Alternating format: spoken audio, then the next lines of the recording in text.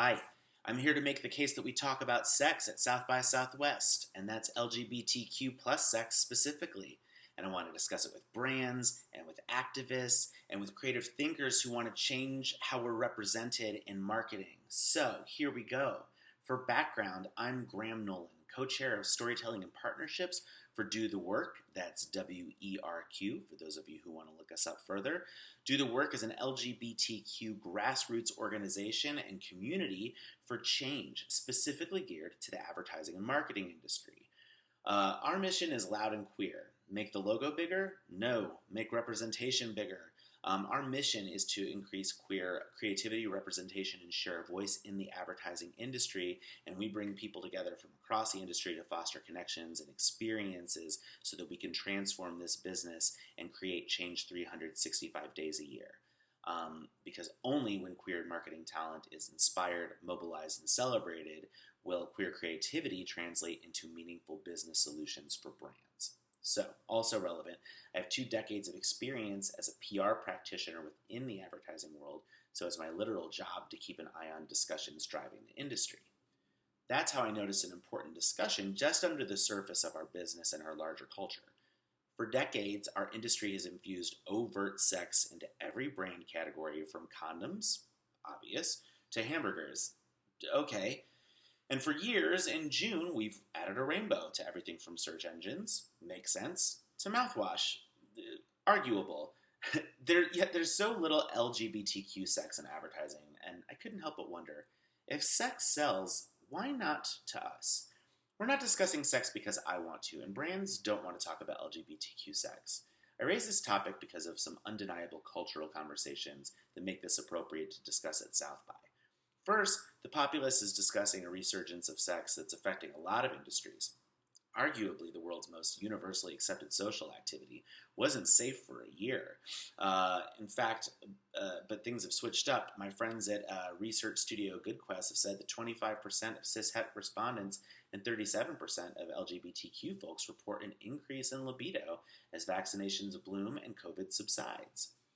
Second, there was this resurgence of the perennial question of whether kink, fetish, and overt sexual expression should be a part of Pride this year, and the argument was that it would make it more inclusive if you didn't have those things.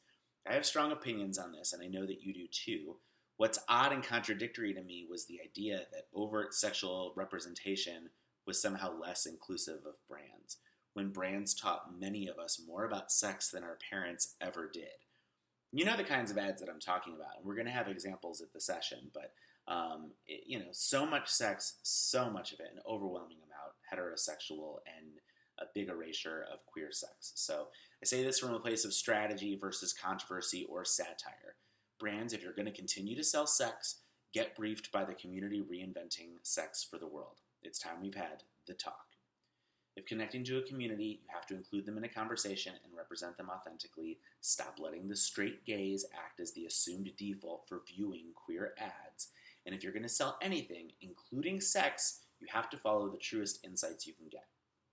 You either believe in innovation, culture, and progress, or you don't. So in this session, we're going to talk about change in the context of certain ideas, like why sex is still a very important part of LGBTQ culture, how LGBTQ sex is influencing mainstream culture, why sex is not the end-all be-all of LGBTQ identity, and how this will all yield change for society and brands as sex positivity grows in influence, and it is booming.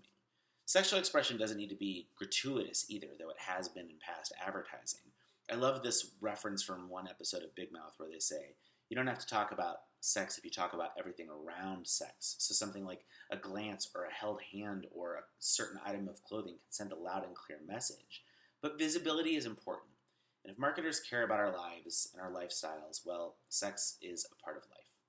Again, I didn't ask for this discussion. I didn't ask to learn about 3 ways from ads about drain cleaner. That is a reference to a real ad. Culture started this, brands followed suit, and sex sold. So, please choose our session where some genius friends and collaborators will come together with their great perspectives to join in addressing emerging cultural needs and conversations and realistically address the sexual, often hypersexual, nature of Adland's creative product. We must talk about sex responsibly and inclusively with all the good things and the bad things that may be. Thank you.